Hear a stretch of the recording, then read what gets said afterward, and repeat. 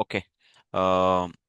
खास करून आपण ही मीटिंग मला वाटतं लास्ट संडेला भेटणार होतो. मला पण एक्झॅक्टली आठवत नाही. पण कदाचित लास्ट संडेला मला वाटतं भेटणार होतो, कारण रक्षाबंधन नंतर सर्व ताईंना भेटावं आणि आपण ठीक आहे, प्रत्यक्षात काही ताईंना भेटलो, पण काही ताईंना सर्वांना नाही भेटू शकत. पण या निमित्ताने तरी रक्षाबंधनाच्या निमित्ताने आपण भेटावं.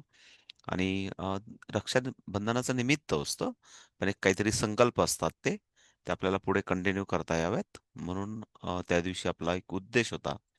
पण शालिनी ताई, त्या दिवशी सर्व ताई फार बिझी होत्या, सर्व सुट्टीवर होत्या.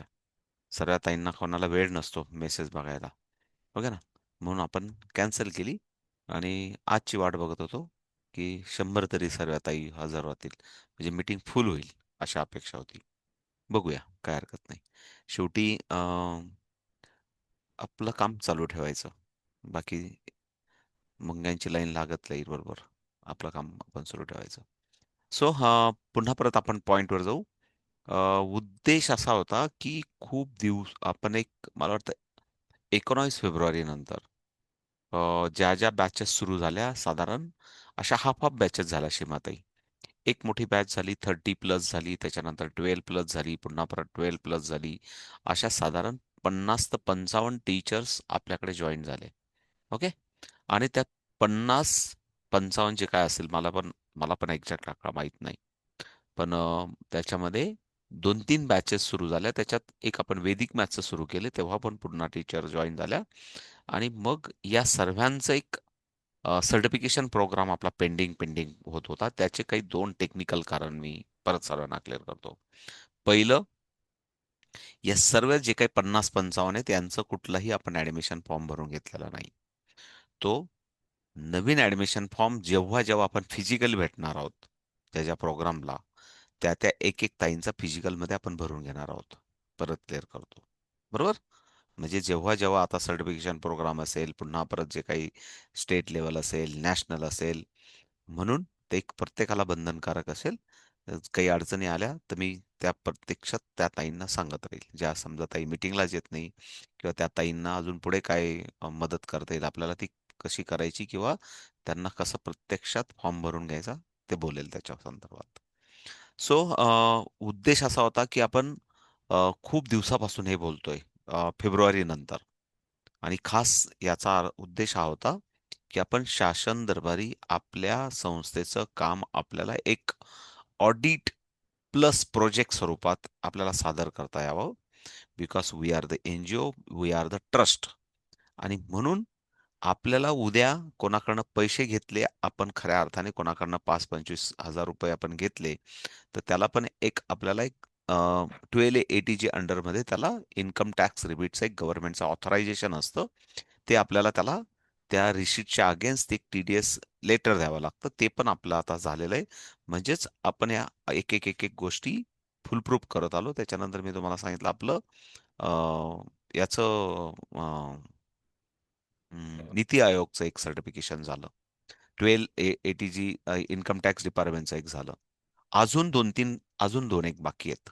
काय काळजी नका करू, पण ते होऊन जातील. म्हणजे जसं की स्टार्टअप बाकी आहे, त्याच्यानंतर हे बाकी आहे, काय म्हणतात त्याला, जे काय असेल ते मी सांगत राहील तुम्हाला. एक एक झालं की मी सांगत असतो ग्रुपमध्ये. मी पण एवढा प्रिपेअर नाहीये, पण काम करणारे त्याच्यावर काम करतायत. ते होत झालं की सांगेल. कारण हे सर्व उद्देश, हा, सीएसआर फंड जो घेतो ना आपण, सीएसआर आणि स्टार्टअपचं बाकी आहे. तर ते सर्व सर्टिफिकेशन होतील मे बी, अशी अपेक्षा आहे. आपण ज्या प्रोग्रामला भेटतोय त्याच्या आतमध्ये होतील, अशी एक अपेक्षा आहे. असं आपण टॅगलाईन किंवा असं एक टास्क दिलेला आहे. समोरच्या आपल्याला जे ऑडिट पर्सन आहेत, आपल्याला जे सपोर्ट सिस्टम म्हणून ऑर्गनायझेशन काम करतात, त्यांना दिलेलं आहे. मग आता आपला एक पार्ट होता की आपल्याला एक या सर्व शिक्षक भगिनींचं आपल्याला एक सर्टिफिकेशन, आपला नेहमीप्रमाणे जो काही उत्कृष्ट एक अभिप्रेत असतो कार्यक्रम, सर्वांचा गुणगौरव व्हावा, त्यांना त्यांचं सर्टिफिकेशन पोचावं, याच्यासाठी आपण काल परवा रूल्स रेग्युलेशन पण सांगितले त्यांना. आत्तापर्यंत आपण एक्झाम फी घेत नव्हतो. आत्तापर्यंत सर्वांचं जे आहे ते त्यांना पण मी सांगितलं. पण आता आपल्याला नवीन ऑडिटरच्या रूल प्रमाणे ज्या ज्या एक्झाम होतील, त्या एक्झाम फीचं एक स्पेशल अकाउंटेबिलिटी डिपार्टमेंट आहे, सॉरी अकाउंट आहे. त्या अकाउंटवरच त्याचे व्यवहार होतील आणि ॲपमध्ये जेवढे विद्यार्थी आपल्याकडे शिकतायत, म्हणजे उद्या शालिनी ताईंना असं वाटलं, की मला सुकॅनामध्ये 200 विद्यार्थ्यांना मोफत शिकवायचं आहे. पण मात्र आपण एक कंपल्सरी करतोय, की जरूर मोफत शिकवा, पण त्या विद्यार्थ्यांना कमीत कमी एक एक्झाम आणि एक सर्टिफिकेशन म्हणजे तो डाटा आपल्या सिस्टममध्ये आला पाहिजे. कमीत कमी तुम्ही ₹50 घेऊ शकता, ₹30 घेऊ शकता. ₹30 संस्थेला अपेक्षित आहेत. म्हणजे आपण किती विद्यार्थ्यांना शिकवतोय, किती विद्यार्थ्यांना लेव्हल 0 शिकवतोय आणि मग त्यांना आपण प्रॅक्टिसमध्ये आणतोय. हा सर्व डाटा कास्टसह त्याच्या कारण आपण आधार कार्ड घेणार आहोत, आधार नंबर टाकणार आहोत, त्याचा कास्ट टाकणार आहोत आणि त्या ॲपचं जे काही असं समजूया, की आपण ऑथराइज काही शिक्षक भगिनींना मी दिलंय. त्यांचा फीडबॅक त्यांनी किती प्रॅक्टिस केला ते त्यांनी काहींनी सांगितलं, काहींनी हात पण लावला नाही. ठीक आहे. पण आता आपल्याला खऱ्या अर्थाने विद्यार्थ्यांसाठी अवेलेबिलिटी करून द्यायचं आहे. म्हणून उद्यापासून जसं मला 2-2, 4-4, 5-5 ताईंना त्यांचा तुम्हाला माहिती आहे, की तुमचा एक टीचरचा कोड लॉगिन असेल, टीचरचा लॉगिन आणि टीचर लॉगिनमध्ये त्याचा एक व्हिडिओ बनवता आला तर मी व्हिडिओ बनवून देईल. स्टुडंट ॲड करून त्या स्टुडंटचा प्लीज इकडे लक्षात द्या, त्या स्टुडंटचा फॉर एक्झाम्पल मनीषाताई म्हणून एक स्टुडंट आहे लेव्हल 0ला, तर मनीषा L0 किंवा मनीषाताईंचा 38 कोड आहे. तर मग पुढे काहीतरी पुढे मागं कारण तुमच्याकडे मनीषा 2-3 असू शकतात. इतर क्लासमध्ये मनीषा भरपूर असू शकतात. बरोबर ना? असं होऊ शकतं. म्हणून मनीषा L0च्या वेळेस किंवा तिचा मोबाईल नंबरचा मध्ये एखादा नंबर टाकला, काहीतरी एक मेल आयडी तयार करावा लागेल. हे मी तुम्हाला व्हिडिओच्या माध्यमातून सांगेल. आता त्याच्यात वेळ वाया घालवायचा नाही. मी ऑलरेडी तुमचा बनवलेला आहे टीचर कोडचा. तर तो एक बनवावा लागेल. विद्यार्थ्याचा जो मेल आयडी असेल, तोच त्याचा पासवर्ड असेल. विद्यार्थी त्याचा पासवर्ड चेंज करू शकतो आणि तो त्याने लक्षात ठेवायचा आहे. आधीचं जसा ॲप आपण वापरत होतो, रेंटमधलं जसं ॲप होतं, तसंच आपलं नवीन ॲप आहे. काही चेंज नाहीये. त्याच पद्धतीने आन्सर फिल करून आपल्याला प्रॅक्टिस करायची आहे. म्हणून उद्यापासून हळू-हळू, टप्प्याटप्प्याने सर्वांना ते ॲप अवेलेबल होईल. पहिले मी ॲपबद्दल क्लिअर केलं. मात्र जेवढे विद्यार्थी आपल्या क्लासला आहेत ईच अँड एव्हरीथिंग विद्यार्थी याच्यापुढे म्हणजे 15 ऑगस्ट पासून असं लक्षात ठेवायचं. ॲक्चुअली ते 1 एप्रिल पासून फायनान्शियल इयर झाला, पण आजपासून कारण विद्यार्थी खऱ्या अर्थाने आपण 6 किंवा 8 महिने द्यायचं ते आपल्या हातामध्ये आहे. तो काही प्रॉब्लेम नाही. आपण 6 महिन्याच्या ऐवजी 8 महिने त्यांना ॲक्सेस देऊ. तो जो इंजिनिअर आहे आपला प्रोग्रामर, तो 6च्या ऐवजी 8 टाकेल त्याच्यामध्ये. आपण त्याला आत्तापर्यंत ₹60,000 दिलेत. आज किंवा उद्या मी त्याला ₹30,000 देणार आहे. परत क्लिअर करतो. आपण ₹90,000 आतापर्यंत पे केले आणि त्याच्यासाठी कॉम्पिटिशनचं अजून सेटिंग त्याच्यामध्ये झालेली नाही. कॉम्पिटिशनचं पुन्हा परत क्रेडेन्शियल अलग एक वेगळा विचार चाललाय त्याच्यावर ते करेल. मात्र हे पैसे आपल्याला लाँग टाईमसाठी म्हणजे दरवर्षी द्यायचे नाहीयेत. ही आपली मालकी असेल. हे सॉफ्टवेअर आपलं स्वतःचं असेल. अशा पद्धतीचं त्यांच्याशी बोलणं झालंय. फक्त जे काही दरवर्षी मेंटेनन्स असेल, त्याच्यात अपडेशन असतील, सर्व्हरचे असतील, जे काही छोटे-मोठे चार्जेस असं मेंटेनन्स चार्जेस म्हणून आपल्याला त्या इंजिनिअरला द्यावे लागतील फक्त. मी सर्व तुम्हाला सांगतो कारण शेवटी पैसा संस्था आपली सर्वांची आहे. आपला पैसा आहे. आपण कोणाला तरी देतोय ते मी तुम्हाला सांगणं आणि वाटलं तर मी तुम्हाला फोन पण दाखवतो. म्हणजे किंवा मी तुम्हाला रिसीट पण दाखवू शकतो. असं काही नाही. मी जे बोलतोय ते तुम्हाला द असं कोणाला वाटलं तर दाखवू पण शकतो. क्लिअर करतो. दुसरं अजून असं, की हे ॲपबद्दल झालं. ॲपमध्ये आपण जेवढे क्लासला विद्यार्थी असतील, ते 100% येतील. संस्थेला त्याच्या अगेन्स्ट फक्त ₹30 पाहिजे. परत क्लिअर करतो. आणि ते अकाउंट एक सेपरेट अकाउंट असेल. फक्त ताई लोकांना खूप हात जोडून विनंती करतो, ताईंनो मला पैसे पाठवू नका, नंदिनी मॅडमांना पाठवू नका. कारण डिक्लेरेशन करावं लागतं. माझं पण मी इन्कम टॅक्स होल्डर आहे आणि मग शेवटी ते कधीतरी नंतर जेव्हा आम्ही रिटर्नला जातो, तेव्हा त्या थोड्याशा जे अ, थोडीफार अमाउंट असेल तर काही नाही. पण एखादी जर मोठी अमाउंट असेल, तर शेवटी इयर ऑन एंडिंगला थोडासा त्रास होतो त्या गोष्टीचा. बाकी काही नाही. म्हणून मी माझ्या अकाउंटला तरी सांगत असतो, पण तरी पण अशा ताई आहेत, की डोळे लावून पाठवूनच देतात. आता त्यांना काय सवय झाली मला ते माहीत नाही. मी किती वेळा सांगत असतो, की पर्सनल पाठवू नका. तसं विद्यार्थ्यांच्या फीचं तुमचं असं समजा योग्यताताईंकडे 200 विद्यार्थी असतील, 50 असतील, 40 असतील, तर 40 गुणिले 3, 30 जो काही हिशोब असेल तो स्पेसिफिक अकाउंट असेल, त्या स्पेसिफिक अकाउंटला त्या सेंटरवरून आले पाहिजे. हे सर्वांनी थोडंसं काळजी घेणं गरजेचं आहे. परत क्लिअर करतो. आता त्याच्यानंतर आपल्याला एक एक सर्वानुमते मी तुम्हाला पहिले प्रस्ताव मांडतोय. हा, मी निर्णय नाही सांगत आहे, प्रस्ताव मांडतोय. सॉरी, प्रस्ताव मांडतोय. शेवटी आपल्याला हात वरती करून हे करायचे मला ते फुटेज पाहिजे. ओके, रेकॉर्डिंग सुरू आहे. प्लीज इकडे लक्ष द्या. दोन गोष्टी पहिल्या मी तुम्हाला सांगितलं. ॲपबद्दल सांगितलं. आपण ऑलरेडी 60,000 रुपये दिले, 30,000 देणार आहेत. ते लॉंग टाईम आपली प्रॉपर्टी आहे. त्याच्यात काही चेंजेससाठी दरवर्षी मेंटेनन्स म्हणून अपडेट होईल. कॉम्पिटिशनचं अजून अपडेट करायचं आहे. ते कॉम्पिटिशनचं पण अजून पुढच्या 2-3 महिन्यात ते पण सक्सेसफुली होईल. त्यांचे काही अडचणी असतील किंवा त्यांच्या वेळेनुसार ते करतील, नो डाऊट. अजून पुढचं, या सर्वात 40-45 ताई आहेत. या ताईंना सर्टिफिकेशनला जायचं आहे. आपण सर्वांसाठी हा जो brain train education communication group आहे, हा सर्वांसाठी इम्पॉर्टंट असतो. म्हणून त्याला पिन लावून ठेवणं, त्याचे सर्व मेसेज वाचणं, त्याप्रमाणे ऍक्शनमध्ये राहणं, आणि तरी पण काही लोक क्लास न करणं किंवा रिव्हिजन न करणं हा ज्याचा त्याचा प्रश्न आहे. म्हणून पुढच्या वेळेस आपण, सीमाताई तुम्ही वरिष्ठ आहेत म्हणून मी तुमचं नाव घेऊन सांगतो, की पुढच्या वेळेस आपण नियम बदलू. पुढच्या वेळेस 10,000 100 लाईफ टाईम मेंबर प्लस 2,500 रुपये सिक्युरिटी डिपॉझिट घ्यायचं आणि सांगायचं कंपल्सरी क्लास केला, कंपल्सरी एक्झाम दिल्या, तर तुम्हाला ते 2,500 रुपये परत देण्यात येतील.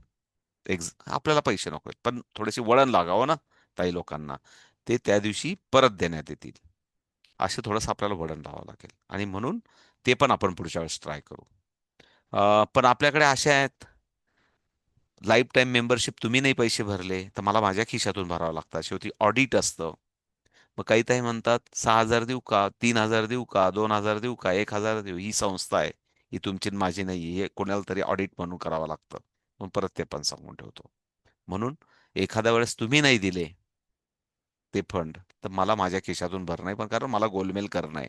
गोलमेल करून करून काहीतरी कागदपत्र सादर करावं लागतात, ते पण सांगतो. दुसरा पार्ट अजून असा आहे, की आपण या सर्वांचं सर्टिफिकेशनला जातोय. या सर्टिफिकेशनला जाताना आपल्याला एक तारीख ठरवायची आता सर्वांना. माझ्यासमोर आता सध्या ऑप्शन, कालपर्यंत मी बोलत होतो बऱ्याच ताईंपर्यंत, पण माझ्याकडे जे काही आता ऑप्शन आहेत, म्हणजे जे काही बेस्ट ऑप्शन असतील, ते माझ्याकडे फक्त 2 ऑप्शन आहेत. एक 5 तारीख आणि एक 7 तारीख. कारण मध्ये गणपती, त्याच्यानंतर मग ते हे, मग ते, आणि पुन्हा परत आता जमेल तेव्हा जमेल, असे खूप सारे ऑप्शन आहेत. आणि या सर्व ऑप्शनला बाहेर काढण्यासाठी गणपती विसर्जनचा दुसरा दिवस म्हणजे 7 तारीख, क्लिअर करतो. गणपती विसर्जनचा दुसरा दिवस म्हणजे 7 तारीख, आणि गणपती बाप्पा असताना असलेली तारीख म्हणजे 5 तारीख. ही जी आहे, ह्या अशा 2 कंडिशन्स आहेत. तर या कंडिशनला पण मला तुम्हाला सांगायचंय सर्व जणांना. म्हणजे एक तर 5 तारखेला जास्त हात वरती असले तर 5 तारीख, आणि 7 तारखेला जास्त हात वरती असले तर 7 तारीख. ते पण आपण ठरवून, मला काही नाही. दोघं मला त्या पद्धतीने हॉल बुक करायचा आणि तो प्रॉपर नियोजन करायचा. तर पहिला, लेवल 4 सर्टिफिकेशन, 5 तारीख किंवा 7 तारीख, पहिला विषय हा. दुसरा विषय, या सर्व ताई लोक जे आता सर्टिफिकेशनला जाणार आहेत, त्या आता असतील की नसतील, त्यांना उद्या ऑनलाईन एक्झाम ऑनलाईन देण्यात येईल, की लेवल 4 कम्प्लिशन म्हणून एक एक्झाम असते आपली. कम्प्लिशन म्हणून म्हणजे लेवल 1, लेवल 2, लेवल 3 दिल्या त्या प्रॅक्टिस टेस्ट होत्या. आता लेवल 4ची ऑनलाईन टेस्ट असेल, ती उद्या देण्यात येईल. सोमवारी त्यांनी ती कंप्लीट करायची. त्याच्यासाठी आपण मल्टिप्लिकेशन पण काल बघून घेतलं. त्याच्यानंतर तुम्हाला आपण येत्या सॅटरडे पर्यंत, येता जो सॅटरडे म्हणजे शनिवार, म्हणजे आपल्याला रविवारी अकाउंटेबिलिटी क्लिअर होईल. शनिवारपर्यंत लिहून घ्या. माहीत नसेल तर म्हणजे पुन्हा परत मी तारीख पण सांगतो. म्हणजे काय आहे, की 23 पर्यंत आपल्याला तुम्हाला सबमिशन कंप्लीट करायचंय. सबमिशन सबमिशन करताना सर्व पानांचं पीडीएफ, त्याच्यानंतर प्रत्येक पानांवर नाव, त्याच्यानंतर त्या पानांवर त्या पानांचं एकच फाईल, त्याला तुमचा टीचर कोड आणि त्याचा तुम्हाला तुमचं नाव. म्हणून सबमिशन म्हणून वेळ देतोय. पुन्हा परत बहाणे बनवू नका. म्हणजे मी आजारी होते, मी गावाला गेले होते. एका दिवसात ठरवलं तर एका दिवसात होतं. रुचिकाताई, बरोबर ना? मुद्दाम परत त्या म्हणतील मी बहाणे बनवते का, असं होईल. मुद्दाम मला कोणीतरी समोर समोर मी नाव घेत असतो. परत म्हणू नका की माझंच का नाव घेतलं. तर पीडीएफ फाईल बरोबर अजून बघा, लक्ष द्या. लेव्हल 4चं कम्प्लेशनची एक ऑनलाईन टेस्ट, त्याच्यानंतर सबमिशन. ते सबमिशन जे लिहिलेलं असेल ते सर्टिफिकेशन प्रोग्रामला येताना घेऊन या. परत एकदा सांगतो, घेऊन या. म्हणजे माझा त्रास वाढवू नका. तुम्ही नाही दिलं तर पुन्हा परत ते तुमचे सर्व पेपरची प्रिंट काढा, पुन्हा परत ते फाईलला लावा, पुन्हा परत मग ते तुम्ही म्हणजे काम वाढतं. म्हणून ते दिले तर ते आहे ॲज इट इज चेक करून ते लावता येतं फाईलला. हे थोडंसं समजून घ्या. म्हणून सर्टिफिकेशनला येताना कोणाला तरी एका ताईला जबाबदारी दिलेली राहील, त्या दिवशी ते जमा करावं लागेल तुम्हाला. दुसरं अजून असं की याबरोबर तुम्हाला ₹750 तुम्हाला एक्झाम फी पे करायची आहे.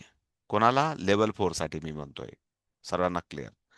ही तुम्हाला संस्थेकडनं रिफंड मिळेल. व्हॅल्यू रिटर्न मिळेल. काही काळजी नका करू. ओके ना? मी पहिले पण काल परवा सांगितलं. कारण आपण आत्तापर्यंत नाही घेतलेली, पण नवीन रूलनुसार किंवा आपल्या एप्रिलच्या रूलनुसार, नवीन ऑडिटरच्या रूलप्रमाणे आपल्याला ती एप्रिलनुसार 750 म्हणजे ₹750 तुम्हाला पे करावे लागेल. मात्र संस्था ती तुम्हाला परत करेल. त्याची व्हॅल्यू पे करेल तुम्हाला. काही काळजी नका करू. का ते एक ऑडिटला दाखवणं गरजेचं आहे. म्हणून ते ऑडिटला आले पाहिजे. त्याच्या बदल्यात संस्था तुम्हाला काय व्हॅल्यू पे करेल ते पण आपण 24-25 तारखेला ठरवू. काय काळजी, पण तुम्हाला ते पैशाची व्हॅल्यू परत मिळेल. काय काळजी नका. क्लिअर आहे? माझ्याकडनं मी ऑनेस्टली सांगतोय. मात्र पुढच्या बॅचला असं काय होणार नाही. या बॅचला आपण थोड्या या सर्व प्रोसेसमध्ये होतो. पुन्हा परत कोणाला तरी वाटायला नको, या बाबाने पुन्हा परत ₹750 काय काढले बाबा? पुन्हा परत नुसतंच पैसेच मागायला निघालाय का? त्याला पैसेच पाहिजे का? कारण गल्लोगल्ली गल्ले भरणारे लोक आहेत, त्याच्यातले आपण नाहीयेत. हे पहिले आपल्याला आपल्याला क्लिअर करायचं आहे. ओके? सो म्हणून ते तुम्हाला त्याची व्हॅल्यू परत मिळेल. No doubt. ओके. क्लिअर झालं लेव्हल 4 वाल्यांना? लेव्हल 4 वाल्यांचा विषय क्लोज. शनिवारपर्यंत सबमिशन ऑनलाईन आणि ऑफलाईन येताना सबमिशन आणायचं. आता हे ₹750 कोणाला परत मिळतील? हा पण एक विषय होता. मी विसरलो असतो. परत सांगून ठेवतो. जे सर्टिफिकेशन प्रोग्रामला त्या दिवशी हजर राहतील, त्यांना ₹750 परत मिळतील. आणि जे सर्टिफिकेशन प्रोग्रामला येणार नाही, त्यांना परेशान करून करून 750 चे 1500 वसूल केल्याशिवाय सर्टिफिकेशन मिळणार नाही. ओके. हां. म्हणजे हा खूप मोठा प्रॉब्लेम असेल, खूप काहीतरी खरोखर जेन्युइन प्रॉब्लेम असेल, समजू शकतो आपण. भाऊ-बहिणीचं नातं आहे. मुद्दाम मी त्याच पद्धतीने बोलतो. कारण कधी-कधी स्पष्ट बोलल्याने कधी-कधी राग आला तरी चालेल. पण सतवल्याशिवाय ₹1,500 वसूल केल्याशिवाय द्यायचं नाही. भाऊ-बहिणीचं नातं आहे. आणि म्हणून स्पष्ट बोलतोय. हां, पण जेन्युइन असेल, तर पुन्हा माझा एक कायमचा शब्द आहे, फर्स्ट इज द हेल्थ, म्हणजे सेफ्टी, आपली स्वतःची सेफ्टी, हेल्थ. त्याच्यानंतर फॅमिली, रिलेशन. त्याच्यानंतर आपली आर्थिक. जर त्या दिवशी तुम्हाला एक 5-50 हजाराची डील असेल आणि आपल्याला काहीतरी एखादं टेंडर पास होणार असेल आणि त्या टेंडरच्या मीटिंगला जावं लागणार असेल, तर अजिबात येऊ नका. ते संस्थेला ₹1,500 दिलेले परवडले. संस्थेचा पण फायदा आणि तुमचा पण फायदा. क्लिअर करतो. म्हणजे असं आर्थिक गणित असतं. म्हणून मी 2 गोष्टी सांगितल्या. First is the safety, first is the health, second is the family. कारण फॅमिलीतले नातं, गोतं, आजारपण हे सर्व सांभाळणं आपलं, मला माहिती आहे, सांभाळलंच पाहिजे. तरच तुम्ही बेस्ट आहात. नाहीतर मग तो आपण जगलर होऊ आपण. एक बॉल खूप मी छान उडवते आणि दुसरा बॉल माझा फुटका आहे. Not, you are not good. सर्व बॉल तुमचे चांगलेच असले पाहिजे. तर जे काय असेल रिलेशनचा, हेल्थचा, फायनान्सचा, तुमचे गोलचा, एज्युकेशनचा आणि तुमचे रिलेशन मॅनेजमेंटचा सर्व, हे बघा, भाऊ आहे म्हणून हक्काने सांगतोय. अ, बहीण बहिणीनं माझं सांगणं काम आहे, मोठा भाऊ म्हणून सल्ला देणं.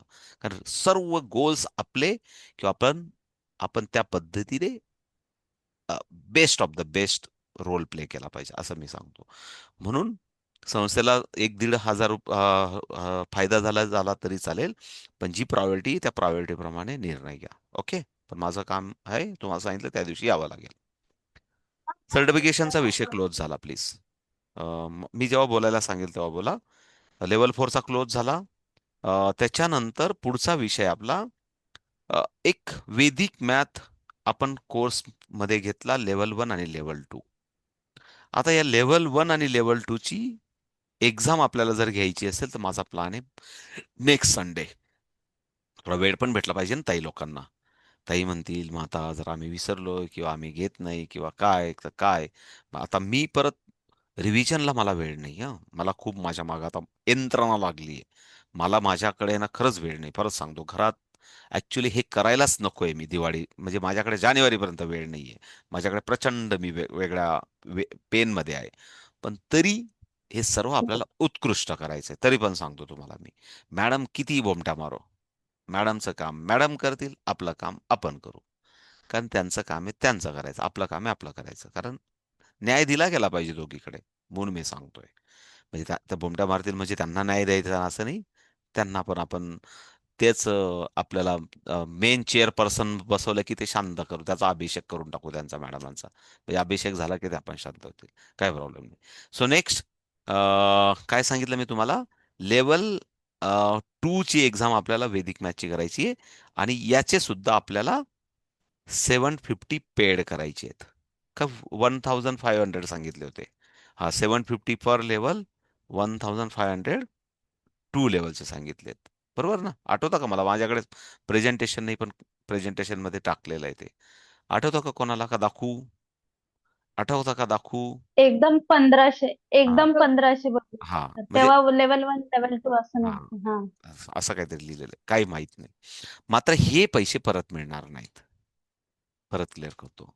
तुम्ही म्हणाल त्यांचे परत देताय तर मग आमचे काय, मात्र हे मिळणार नाही.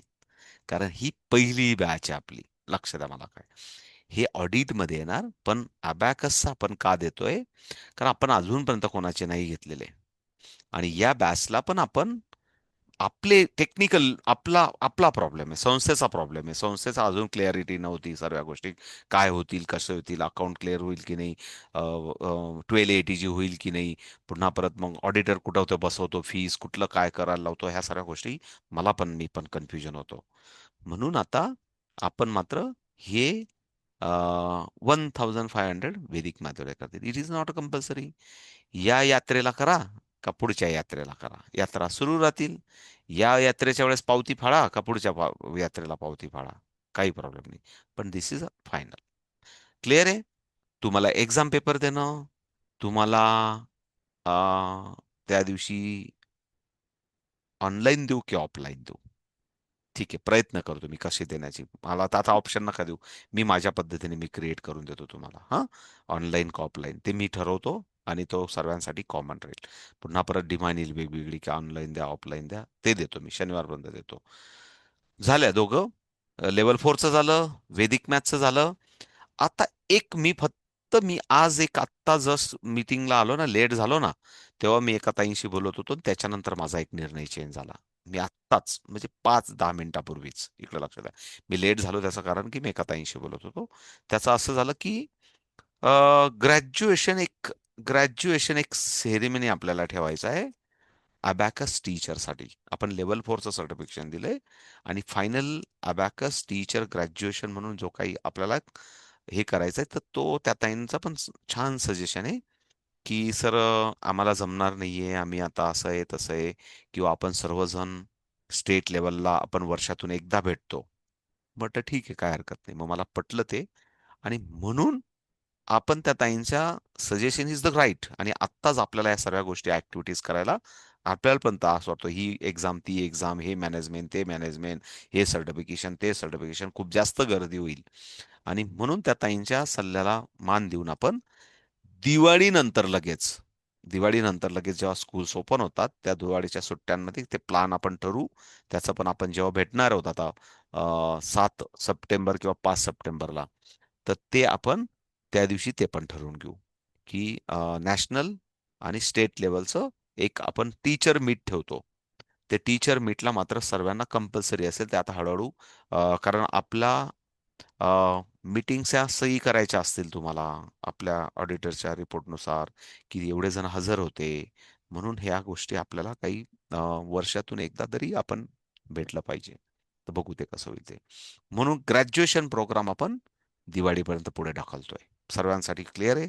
तेवढं तुम्हाला सर्वांना पुन्हा परत एक करतो. मग त्याला या सर्व बॅचेसला ॲडव्हान्स होऊन जातील आणि त्या ॲडव्हान्स नंतर मग त्याचा छान काय अजेंडा ठेवायचा ग्रॅज्युएशनचा किंवा त्याच्यासाठी काय प्रोग्राम करायचा, त्याचा एक फायनान्शियल प्लॅन करून ते आपण ठरवूया.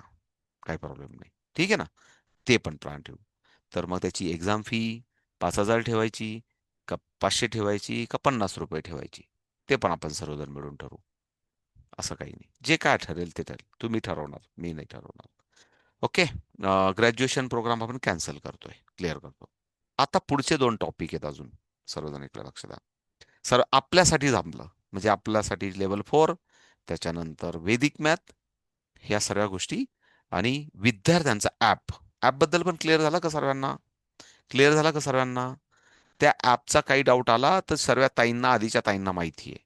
एकदा तुम्हाला टीचर कोड दिला की तुम्हाला स्टुडंट ऍड करता येतात आणि स्टुडंट ऍड करताना इकडे लक्ष द्या. स्टुडंट ऍड करताना टक टक टक टक त्याची माहिती भरायची, बाकी त्याला सांगायचं बाकीचं तर करेक्शन तू करून घे, कॅपिटल स्मॉल सर्व व्यवस्थित. त्यानंतर त्याला जे जे माहिती भरता येते ते तुम्हाला पण दिसतं की त्याला काय भरता येते ती. काही स्मॉल लेटर, त्याला तुमचा टीचर कोड, त्याला त्याचा त्याचं नाव, त्याचा लेवल, म्हणजे लेवल 0 ज्युनियर असेल तर लेवल 0 ज्युनियरच दिसला पाहिजे त्याचा मेल आयडी मध्ये.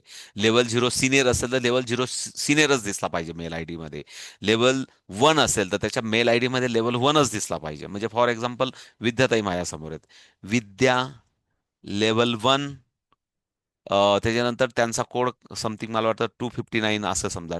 259 म्हणजे लक्षात येतं की विद्या म्हणून हे जे स्टुडंट आहेत हे 259 टीचर कोडच्या अगेन्स्ट लेवल 1 ला आहेत @gmail.com.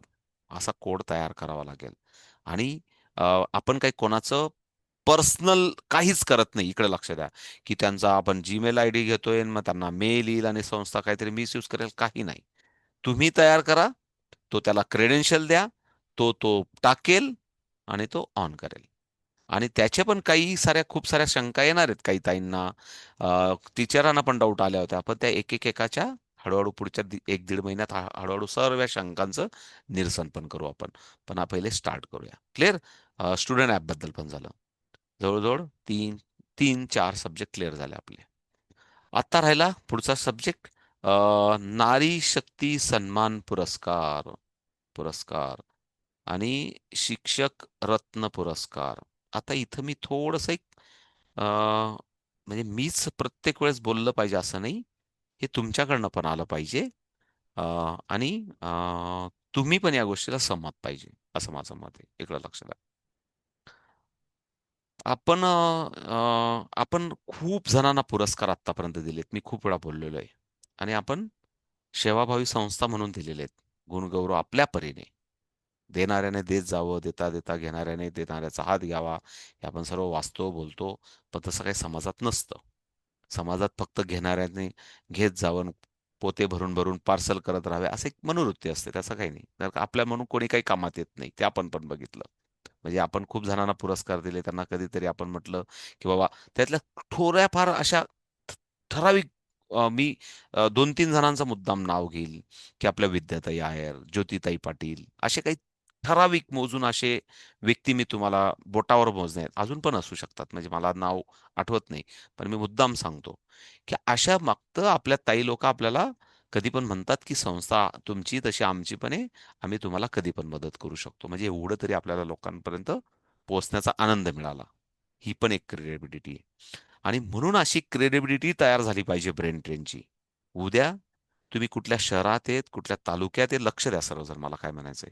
तुम्ही कुठल्या गावात आहेत, तर त्या गावामध्ये एक सपोर्ट सिस्टम तयार झाली पाहिजे. लक्ष द्या मला काय म्हणायचंय. एक ब्रेन ट्रेनचं नाव सांगितलं ना, तर त्यांना एक ट्रस्ट तयार झाला पाहिजे की दिस इज अ राईट एज्युकेशन, एक राईट संस्था आहे. या संस्था लोकांचा मान सन्मान करते, विद्यार्थ्यांना शिकवते, वुमन एम्पॉवरमेंट करते आणि यांना आपल्याला जेव्हा गरज वाटली तेव्हा आपण यांना मदत केली पाहिजे. लक्ष द्या मला काय म्हणायचंय. या दोघं पुरस्कारांच्या निमित्ताने मला काय म्हणायचंय. म्हणजे तुम्ही कुठेही असाल, साताराला असाल, सांगलीला असाल, मालेगावला असाल, धुळ्याला असाल, जळगावला असाल, मुंबईला असाल, अशा या पुरस्कारांचा उद्देश काय आपला? परत ते क्लिअर करतो. आणि मग तुमचं पण सर्वांचं क्लिअर होईल. कारण आपण खूप लोकांना दिले आणि मग त्या लोकांना दिल्यानंतर खरोखर तसं सिस्टम तयार झाली का? किती पर्सेंट झाली? हे एनालिसिस पण करायचं असतं. आणि मग मधून आपल्याला असं लक्षात येतं, की उंदराची दोस्ती करायची का सिंहाची दोस्ती करायची? हे 2 ऑप्शन आपल्याकडे येतात. लक्ष द्या मला काय म्हणायचंय. उंदराशी दोस्ती केली, तो कधीतरी खिसा करतोडून जाईल, तुमचे नाणे कधी पडून जातील, तुमचा पैसा कधी खाली म्हणजे खिसा कधी खाली होईल याचा भरोसा नाही. पण सिंहाची दोस्ती केली, तर तो तुम्ही नुसता सिंह जरी तुमच्या बाजूला उभा राहिला, तरी लोक म्हणतील, भाई का जरा जो दोस्त बहुत भाई आहे. म्हणजे सांगायचा उद्देश मला काय म्हणायचंय. मी काही वेगळं नाही शिकवते, पण एक थोडंसं टेक्निकल मी तुम्हाला सांगतोय. म्हणून पुरस्कार देताना उंदराला द्यायचा का सिंहाला द्यायचा? मग सिंह हा फक्त काय तो कुठल्या प्रकाराचा असू शकतो. तो विद्वत्तेने असू शकतो, तो सामाजिक कार्याने असू शकतो. सिंह म्हणजे एक मनोवृत्ती सांगतोय मी तुम्हाला. तो विद्वत्तेने असू शकतो, तो कार्याने असू शकतो, त्याच्या वागण्याचे असू शकतो, सपोर्ट सिस्टमने असू शकतो, असं सर्व गोष्टींनी असू शकतो. लक्ष द्या मला काय म्हणायचंय. आणि म्हणून आपण कोणाला द्यायचे? आपण खूप उंदरांना देऊन चुकलोय आतापर्यंत. परत मी क्लिअर करतो. स्पष्ट सांगतो. त्याच्यामुळे ते काय आपल्या कामी नाही आले. परत क्लिअर करतो. म्हणून कोणाला दिले पाहिजे हे पहिले मी माइंडसेट सांगतो तुम्हाला. आणि संस्था तुमची, आमची सर्वांची आहे. आपली सर्वांची आहे. कोणाची एकट्याची नाहीये. म्हणून पुरस्कार देताना एक आपल्या डोळ्यासमोर पहिलं क्लिअर करतो, की तो गाईज बद्दल आपल्याला एक वेगळा आदर असला पाहिजे. आपल्यासमोर जर लाख लोक उभे राहिले किंवा हजार लोक उभे राहिले, तर this is a special different person. हे आपल्याला आयडेंटिटी सांगता आला पाहिजे. मग कशाने असेल? विद्वत्तेने असेल. लक्षात द्या, मी पुन्हा परत सांगितलं, म्हणजे सिंह म्हणजे मी फक्त तुम्हाला तो फक्त डरकाड्या फोडतोय आणि कोणाला तरी घाबरवतोय म्हणून नाही. तो विद्वत्तेने असू शकतो सिंहासारखा, तो त्याच्या सामाजिक कार्याने असू शकतो, किंवा तो त्याच्या सेवाभावाने असू शकतो, किंवा आपल्याला सपोर्ट सिस्टम म्हणून असू शकतो. असे व्यक्ती शोधणं आणि त्यांना पुरस्कृत करणं हे आपलं सर्वांचं काम आहे. मी एकदम आता माझं राईट आहे का रॉंग आहे मला माहित नाही, पण मी माझ्या भाषेत सांगितलं बाबा. क्लिअर? मग अशासाठी आपल्याला 2 गोष्टी आहेत. नारी शक्ती म्हटलं की आपण महिलांनाच देतो. It's final. तिथं काही कोणाचा पुरुषांचा संबंध येत नाही. तर या ठिकाणी आपण ओव्हरऑल पण बघू शकतो. एखाद्याचं शैक्षणिक कार्य नसेल, पण सामाजिक आणि राजकीय असेल, आणि तो पर्सन जर आपल्याला ब्रेन ट्रेनला, पुन्हा परत मला म्हणून किंवा तुम्हाला म्हणून नाही म्हणत मी, ब्रेन ट्रेनला, या ब्रेन ट्रेन या ऑर्गनायझेशनला किंवा या संस्थेच्या होणाऱ्या ऍक्टिव्हिटीजला जर सपोर्ट सिस्टम म्हणून असेल, तर त्याला जरूर आपण इन्व्हाइट करू. त्याला जरूर आपण पुरस्कार देऊ. म्हणजे ती महिला असेल किंवा कोणी संस्था चालक असेल, मुख्याध्यापक असेल किंवा ज्ञानी पर्सन असेल किंवा तो झपाटलेला असेल, त्याचं त्याचं लाखो लोकांमध्ये तो उठून दिसणारा असेल, की यस हा गाईज आपला पुरस्कार देण्याचा लायकीचा आहे. हे मला सांगायचंय. त्याच्यानंतर पुन्हा परत असं पण असू शकतं, की आपल्या ज्या काही ऍक्टिव्हिटीज आहेत त्याच्यासाठी सपोर्ट सिस्टम, म्हणजे हे सर्व आलंच, पण तरी पण स्पेसिफिकेशन सांगतो. की एखादा असं वाटलं एखाद्या ताईला, की मी आता मुंबईमध्ये आहे आणि मुंबईमध्ये हा एक संस्थेचा ट्रस्टी आहे, ओनर आहे किंवा डायरेक्टर आहे किंवा प्रिन्सिपल आहे, आणि त्याने आपल्याला सांगितलं, की "मॅम, तुम्ही या, ही संस्था ही घ्या आणि तुम्ही कधीही या, अर्ध्या रात्री या आणि तुम्ही तुमची ॲक्टिव्हिटीज करू शकता." जर असं कोणी आपल्याला सपोर्टिव्ह करत असेल, तर त्या पर्सनचा आपण जरूर मान-सन्मान केला पाहिजे, बिकॉज ते तुम्हाला सपोर्टिव्ह होतंय. हे माझं मत आहे. अशा व्यक्तींचा आपण मान-सन्मान केला पाहिजे. पण नाव देताना तो त्या दिवशी 5 किंवा 7 ला नाशिकपर्यंत येण्याची पण तयारी घेणारा असला पाहिजे. त्याचा आपण जर मान-सन्मान करतोय तर. म्हणजे असं नाही की आपण बोलवतोय तो म्हणतो, "नाही मला वेळ नाही, मग मी घेत नाही." नाही घेत तर जा बाबा मग. मला मदत करतोय ना, तर करत राहा. काही प्रॉब्लेम नाही. पण आपलं काम आहे त्याच्यापर्यंत आपण ते पोहोचवणं. क्लिअर आहे? त्याला मान-सन्मानाने बोलावणं. म्हणून असं, पण एकाच जणाने मग 20 जणांची नावं नका देऊ. सर्वांच्या वाट्याला थोडा-थोडा खारीचा वाटा आला पाहिजे. बरोबर ना? अशा व्यक्तींचा खारीचा वाटा आला पाहिजे. हे पण आपण लक्षात ठेवलं पाहिजे. म्हणून मी नारी शक्ती सन्मानबद्दल बोललो. शिक्षक रत्न पुरस्काराबद्दल मला थोडंसं बोलायचंय आणि तुमची जर सूचना आली तर त्याच्यावर आपल्याला योग्य ॲक्शन घ्यायची आहे. शिक्षक रत्न पुरस्काराच्या बाबतीत पण हेच घडतं. गल्लोगल्ली बाजार मांडून ठेवलाय लोकांनी. आज पण मार्केटमध्ये माझ्यासमोर 15 स्कीम आहेत. 3,000 भरा, पुरस्कार घ्या. 5,000 भरा, पुरस्कार घ्या. 1,500 भरा. दुकानं मांडून ठेवलेत लोकांनी. मग त्याच्यात आपल्याला आपण कधी-कधी म्हणतो, की यार 2-4 हजार रुपये आपल्या संस्थेचा खर्च झाला, निघावा. म्हणून आपण पण कधीतरी म्हणतात बावळटपणा